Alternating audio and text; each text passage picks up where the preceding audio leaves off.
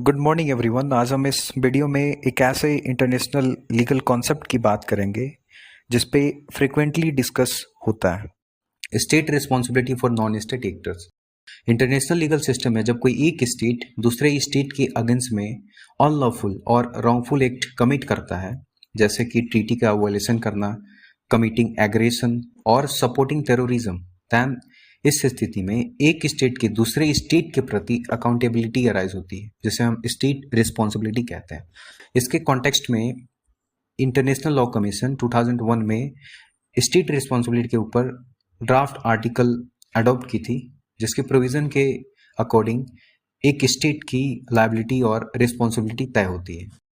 जब हम non state actor की बात करते हैं तो इंटरनेशनल लॉ में प्राइमरी सब्जेक्ट स्टेट होता है एंड सेकेंडरी इंडिविजुअल या तो ग्रुप या फिर ऑर्गेनाइजेशन होते हैं। तो नॉन स्टेट एक्टर्स कोई इंडिविजुअल या फिर ग्रुप या फिर ऑर्गेनाइजेशन होते हैं जो कि स्टेट गवर्नमेंट के ऑफिशियल पार्ट नहीं होते हैं, but they do have capacity to influence international relations.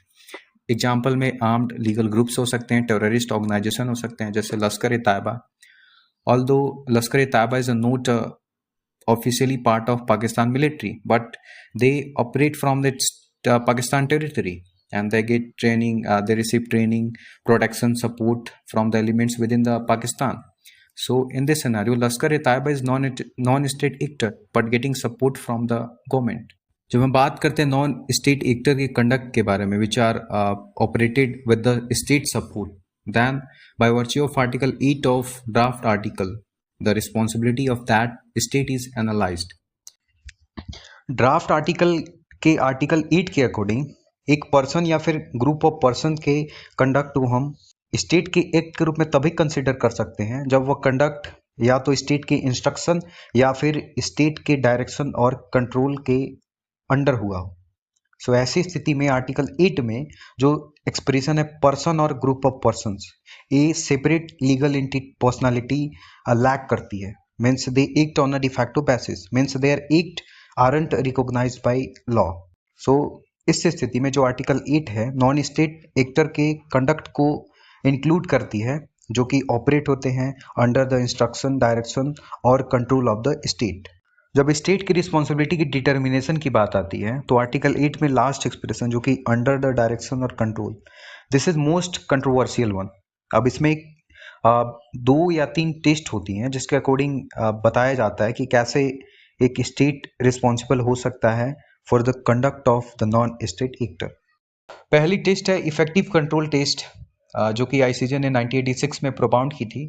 जो केस का नाम है निकारागुआ वर्सेस यूनाइटेड स्टेट। इस केस में इफेक्टिव कंट्रोल के ऊपर कहा गया था कि जब रॉन्गफुल एक्ट कमिट होते हैं उस ड्यूरेशन में स्टेट का स्पेसिफिक ऑपरेशन के ऊपर इफेक्टिव कंट्रोल एकदम जरूरी है।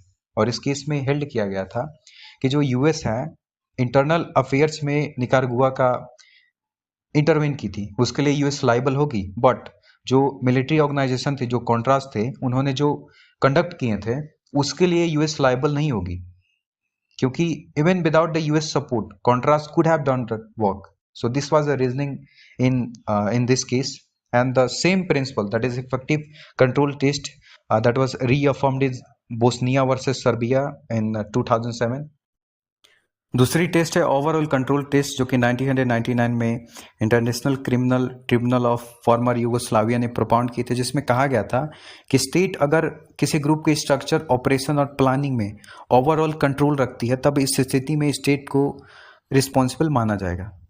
ये प्रिंसिपल जो इस केस में लेट डाउन किया था, that is opposite of the principle that was let down in Nicaragua versus United State, that was effective control.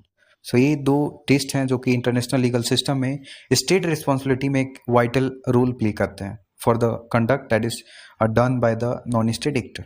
Thank you for today.